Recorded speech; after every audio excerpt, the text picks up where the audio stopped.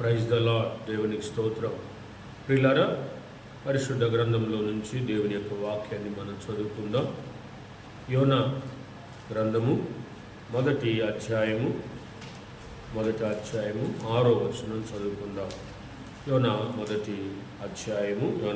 మొదటి అధ్యాయము 6వ వచనము. అప్పుడు ఓడ నాయకుడు అతని వద్దకు వచ్చి, పోయి నిద్రపోతా, నీకేమి వచ్చినది? నీవు లేచి నీ దేవుని ప్రార్థించుము, మనము చావకుండా దేవుడు మన యందు కనికరించనేమో అనేను. దేవునికి స్తోత్రం. ప్రియులారా, మరి ఈరోజు ప్రార్థన విలువ, ప్రార్థన శక్తి, ప్రార్థనకున్న బలం అది మీతో 2 మాటలు పంచుకోవాలని ఆశిస్తూ ఉన్నాను. కాబట్టి మనం ప్రార్థన చేస్తే, ఇక్కడ మరి యోనాని ప్రవక్త ఆయన నినివే పట్టణానికి వెళ్ళేటప్పుడు జరిగిన ఒక సందర్భం. ఆ ఓడలో ఆయన ప్రయాణం చేస్తున్నప్పుడు ఆ ఓడ నాయకుడు చెప్తున్నాడు. ఏమని చెప్తున్నాడంటే, నువ్వు ప్రార్థన చెయ్యి, దేవుడు మన పట్ల కనికరము చూపుతాడు అని చెప్తున్నాడు. కాబట్టి దేవుని బిడ్డలారా, ఇప్పుడు ఒక మాట మనకు అర్థమవుతుంది. ఏంటంటే, మనం ప్రార్థన చేసినట్లయితే, మనం ప్రార్థించినట్లయితే, దేవుని సన్నిధిలో మనం ప్రార్థించినట్లయితే దేవుడు కనికరిస్తాడు. కాబట్టి ఈ సత్యాన్ని, ఈ గొప్ప విషయాన్ని, ఈ నిజాన్ని నీవు గ్రహించాలి, తెలుసుకోవాలి.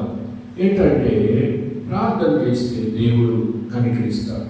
కనుక అయితే మనం ప్రార్థిస్తున్నామా?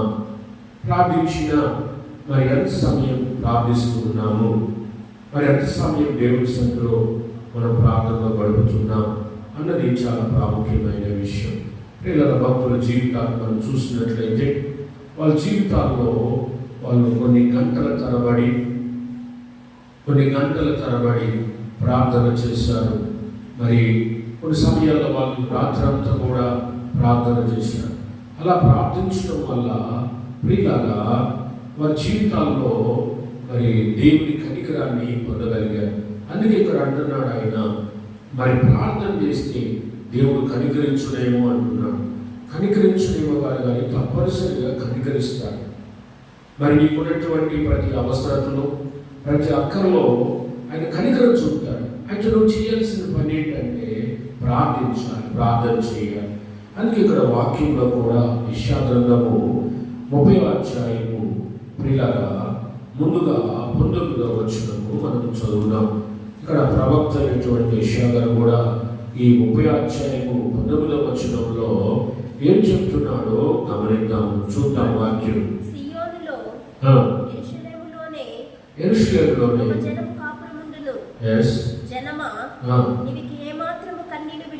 నీవేమాత్రము కన్నీళ్లు విడవవు. చూడండి, ఆయన అంటే దేవుడు. దేవుడు నీ మొరవిని, లేదా నా మొరవిని, మనందరి మొరవిని నిశ్చయముగా ఆయన నిన్ను కరుణించును అని చూడండి.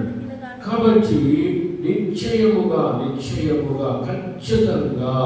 ఖచ్చితంగా నువ్వు ప్రార్థించే వ్యక్తివైతే, నీకేదైనా అవసరం ఉన్నప్పుడు, సమస్య ఉన్నప్పుడు, బాధ ఉన్నప్పుడు, శ్రమ ఉన్నప్పుడు నువ్వు ప్రార్థన చేస్తే ఖచ్చితంగా దేవుడు కనికరిస్తాడని ఈ యొక్క యెషయా గ్రంథంలో మనం చూస్తున్నాం. అయితే నువ్వు ప్రార్థిస్తున్నావా? మరి దేవుడు కనికరించట్లేదు, దయ చూపట్లేదు అని చాలా మంది నోట మరి నేను విన్నానన్నమాట. ఎందుకు దేవుడు కనికరించడు? దేవుడు ఖచ్చితంగా కనికరించేవాడు. ఎందుకంటే దేవుడు ప్రియులారా మరి ఎంత గొప్పవాడంటే, ఎంత ప్రేమ కలిగిన వాడంటే, ఆయన నిజంగా ఒక తల్లి మనస్సు కంటే కూడా, తండ్రి మనసు కంటే కూడా ఆయన మనసు గొప్పది. అంత తల్లి చూపే ప్రేమ కంటే కూడా, తండ్రి చూపే ప్రేమ కంటే కూడా ఎక్కువ ఆయన ప్రేమ చూపుతాడు. కాబట్టి అలాంటి ప్రేమామయుడు, అలాంటి కరుణామయుడు నువ్వు ప్రార్థన చేస్తే ఖచ్చితంగా ఏం చేస్తాడు? కనికరిస్తాడు. ఇక్కడ చెప్తున్న వాక్యంలో నువ్వు మొరపెట్టినప్పుడు, నువ్వు ప్రార్థన చేసినప్పుడు దేవుడు ఖచ్చితంగా నిశ్చయముగా నిన్ను కనికరిస్తాడు అని చెప్తున్నాడు. కాబట్టి నువ్వు చేయాల్సిన పని ఏంటంటే మరి ప్రార్థన చేయటం. ప్రార్థన చేయటం. ఏదో 5 నిమిషాలు 10 నిమిషాలు ప్రార్థన కాదండి. పై ప్రార్థన కాదు, పై ప్రార్థన కాదు పిల్లల, హడావిడి ప్రార్థన కాదు. కొంతమంది హడావిడిగా చేస్తూ ఉంటారు పిల్లల. అలాంటి ప్రార్థన కాదు, కానీ మనస్ఫూర్తిగా హృదయపూర్వకంగా నువ్వు దేవుని సన్నిధిలో కొన్ని గంటలు తరబడి ప్రార్థన చేస్తే పిల్లల, ఒక దైవజనుడి పేరు చెప్తున్నాను, ఆయన పేరు ఇవాన్ రాబర్ట్స్. ఆయన మరి రాత్రి సమయాల్లో 1 గంటకి ప్రార్థించడానికి లేచి తెల్లవారి 5 గంటల వరకు ఆయన ప్రార్థన చేస్తూనే ఉంటాడు. చూడండి, రాత్రి 1 గంటకు దేవుడి సన్నిధిలో మోకరించి మళ్ళా తెల్లవారి 5 గంటల వరకు ఆయన ప్రార్థన చేస్తూ ఉంటాడు. మరి మనం చేస్తున్నామా? అలాగా చేస్తున్నామా? ఆ విధంగా చేస్తున్నామా? ఆ రీతిగా చేస్తున్నామా? నిజంగా ఆ రీతిగా చేస్తే ఖచ్చితంగా దేవుడు మనల్ని కనికరిస్తాడు. కనుక దేవుడు పెట్టారు. అందుకే ఇక్కడ యెషయా గ్రంథంలో కూడా ఈ 30వ అధ్యాయంలోని 18వ వచనం కూడా మనం చూస్తే మనకు స్పష్టంగా కనబడుతుంది. 18వ వచనం, కావున అదిగో చూడండి, నీ యందు నా యందు మన అందరి యందు దయ చూపవలెనని యెహోవా చూడండి, ఆయన ఎదురు చూస్తున్నాడు, మిమ్మల్ని కరుణింపవలెనని. అదిగో చూడండి, దేవునికి స్తోత్రం. పిల్లగా మనల్ని కనికరించాలని, మన మీద కనికరం చూపాలని ఆయన ఏమై ఉన్నాడంట? నిలబడి ఉన్నాడంట. నీకోసం ఎవరైనా సమయం నిలబడతారా? నేను కనికరించడానికి నిలబడి వాళ్ళు ఎంతమంది ఉన్నారు చెప్పండి? నీ మీద కనికరం చూపడానికి ఎంతమంది నిలబడి ఉన్నారు? ఎంతమంది నీ కోసం ఎదురు చూస్తున్నారు? ఎంతమంది నీ కొరకు కనిపెట్టుకొని ఉన్నారు? కాబట్టి దేవుడైతే నిన్ను కనికరించాలని, నీ మీద కనికరం చూపాలని ఆయన నిలబడి ఉన్నాడు. నీ కోసం ఆయన నిలబడ్డాడు.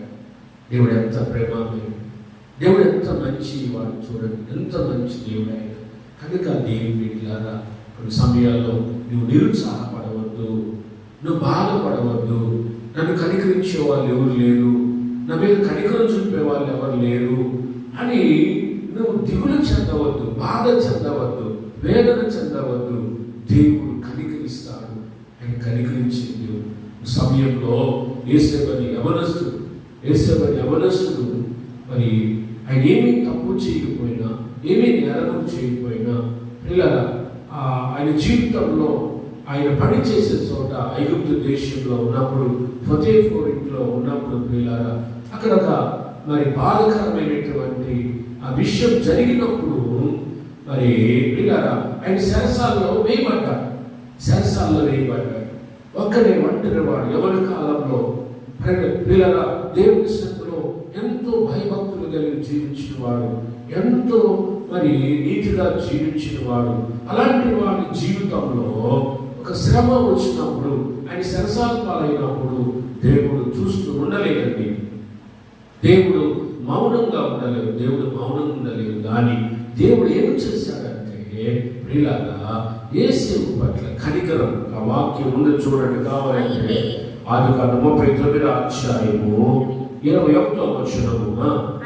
అయితే యెహోవా యేసేపునకు తోడయుండి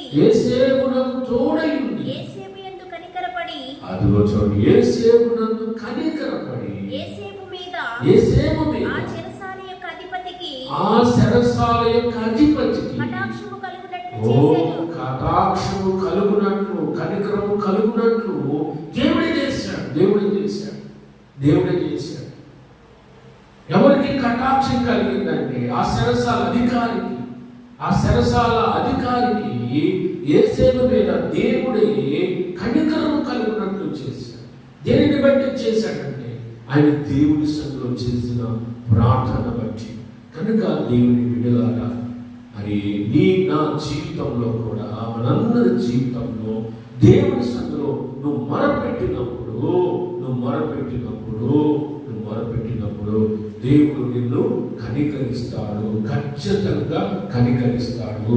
ఇశ్రాయేలు ప్రజలు కొన్ని సందర్భాల్లో వాళ్ళకి శ్రమలు వచ్చినప్పుడు, వాళ్ళ శత్రువులు తరుగుతూ ఉన్నప్పుడు పిల్లరా వాళ్ళకు బాధలు కలిగినప్పుడు, కొన్ని సందర్భాల్లో వాళ్ళు దేవునికి మొరపెట్టుకున్నప్పుడు ఇశ్రాయేలు ప్రజల పట్ల దేవుడు ఎంతో కనికరము చూపాడు. కాబట్టి యోనా విషయంలో కూడా అదే చేశాడు. యోనా మొరపెట్టినప్పుడు పిల్లరా దేవుని సన్నిధిలో ప్రార్థన చేసినప్పుడు యోనా విషయంలో కూడా చాప కడుపులో ఉండి ఆయన మరి 3 దినములు ఆ చాప కడుపులో ఉండి ప్రార్థన చేసినప్పుడు యోనా విషయంలో కూడా దేవుడు కనికరం చూపాడు. ఒక యోనా విషయం అనే కాదు, ఒక యేసు విషయం అనే కాదు, ఒక ఇశ్రాయేలు ప్రజల విషయమే కాదు, కానీ దేవుడు బిడ్డలారా, దేవుడు నీ పట్ల కనికరం చూపుతాడు. వాళ్ళ పట్ల చూపిన దేవుడు మన పట్ల చూపుతాడు. అయితే మనం చేయవలసిన ఒక మంచి పని ఏమిటంటే దేవుని సన్నిధిలో విరివిగా, బలముగా, బహుగా ప్రార్థించాలి. దేవుడి కొన్ని వాక్యాన్ని దీవించి ఆశీర్వదించుగాక. మంచిది. చాలా వందనాలు ప్రియులారా.